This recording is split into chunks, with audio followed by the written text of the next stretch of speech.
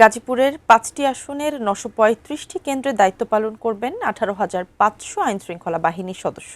গাজীপুর জেলা রিটার্নিং কর্মকর্তার কার্যালয়ের সামনে থেকে বিস্তারিত জানিয়েছেন সহকর্মী মাজহারুল ইসলাম মাসুম। রাত পোহালেই ত্রয়োদশ জাতীয় সংসদ নির্বাচন ও গণভোট। ইতিমধ্যেই এই ভোট উপলক্ষে সকল ধরনের প্রস্তুতি সম্পন্ন করা হয়েছে। গাজীপুরের ৫টি আসনে ৯৩৫টি কেন্দ্রে ২৭,৩৭,০০০ ভোটার তাদের ভোটাধিকার প্রয়োগ করবেন। ভোটারদের নিরাপত্তা নিশ্চিতের জন্য সকল ধরনের প্রস্তুতি গ্রহণ করা হয়েছে।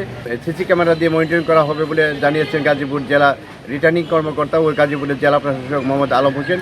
তিনি আজ সংবাদ সম্মেলনে আমাদের এই তথ্য জানিয়েছেন। তিনি জানিয়েছেন প্রতিটি ভোট কেন্দ্রে সিসি ক্যামেরা স্থাপন করা হয়েছে, যেটি সহকারী রিটার্নিং কর্মকর্তা মনিটরিং করবে এবং সেই সহকারী রিটার্নিং কর্মকর্তা ছাড়াও জেলা রিটার্নিং কর্মকর্তা তার মন মতো তিনি প্রতিটি কেন্দ্রে পর্যবেক্ষণ করবেন এই সিসি ক্যামেরার মাধ্যমে।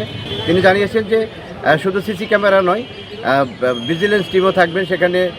৩৭ জন নির্বাহী ম্যাজিস্ট্রেট ৫টি আসনে বিভক্ত করা হয়েছে বা ভাগ করে দেওয়া হয়েছে এবং ৩৭টি নির্বাহী ম্যাজিস্ট্রেটের সমন্বয়ে ৩৭টি মোবাইল কোর্ট, এছাড়াও নির্বাহী ম্যাজিস্ট্রেটের পাশাপাশি বিচার বিভাগের কর্মকর্তারাও সেখানে দায়িত্ব পালন করবেন এমনকি আমাদেরকে জানানো হয়েছে।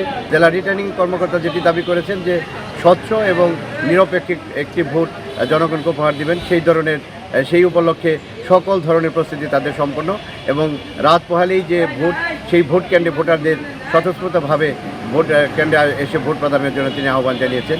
এই ছিল আমার কাছে আগামীকাল ত্রয়োদশ জাতীয় সংসদ নির্বাচন গণভোট যে অনুষ্ঠিত হবে তার জন্য যে গাজীপুরের ৫টি আসনের জেলা রিটার্নিং কর্মকর্তার প্রস্তুতি তার সর্বশেষ খবর।